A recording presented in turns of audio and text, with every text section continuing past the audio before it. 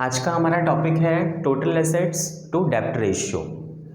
ये रेशियो भी एक बहुत ही इम्पॉर्टेंट सॉल्वेंसी रेशियो माना जाता है, with the help of which an organization और a company will come to know that उनके पास में कितना टोटल एसेट्स हैं कि जिसकी मदद से वो अपने लॉन्ग टर्म डेब्ट्स को क्या कर सकें, पे कर सकें।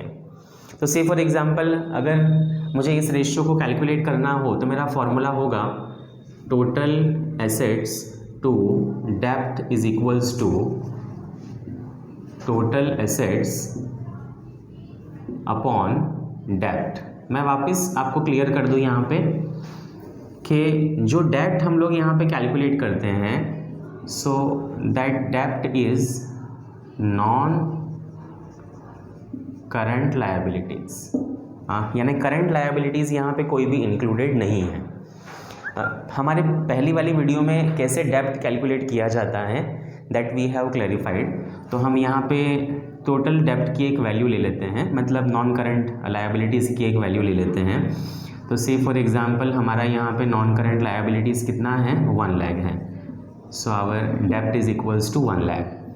टोटल एसेट्स कैसे फाइंड करेंगे? तो बैलेंस शीट में जो आपका एसेट साइड है, यानी जहाँ पे आपके फिक्स्ड एसेट्स हैं, यानी फिक्स्ड एसेट्स अगर नहीं भी लिखें तो हम इसे कहते हैं non current assets plus current assets. इन दोनों को मिला के जो आपकी वैल्यू आती है, सी फॉर एग्जांपल आपका फिक्स्ड एसेट्स है 1,50,000 का एंड आपका करंट एसेट्स है 1 लाख रुपीज़ का, तो आपका टोटल एसेट्स कितना हो जाएगा, 2,50,000। So that value is taken over here. Total assets 2,50,000 divided by हमारा डेब्ट कितना है, that is non current liability कितना है, 1 लाख। इसको और अगर आप क्लियरली मेंशन करना चाहो तो हम यहाँ पे लिख सकते हैं लॉन्ग टर्म डेब्ट ओनली। अब यहाँ पे हमारा रेशियो क्या आ रहा है, तो कैलकुलेशन आप कर सकते हो इजीली। 25/10 यानी कि 2.5/1, ठीक है। So it's 2.5/1।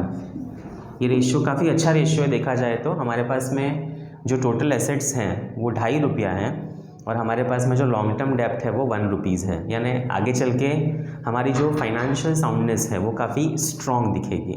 Thank you so much. कौन है?